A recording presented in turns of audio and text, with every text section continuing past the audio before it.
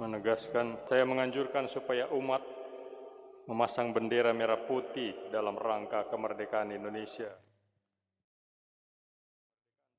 Adalah juga kita harus lihat sebagai anugerah Tuhan. Umat Katolik harus memberi contoh.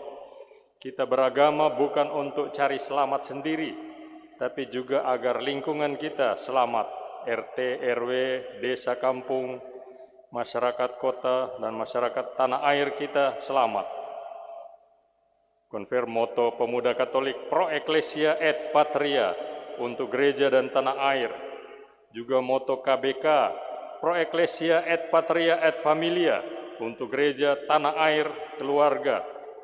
Dengan demikian kita mau mewujudkan moto seorang pahlawan nasional yang sangat nasionalistis, yang Katolik, Uskup Agung Semarang Monsinyur Ignatius Sugio Pranoto, 100% Katolik, 100% Indonesia.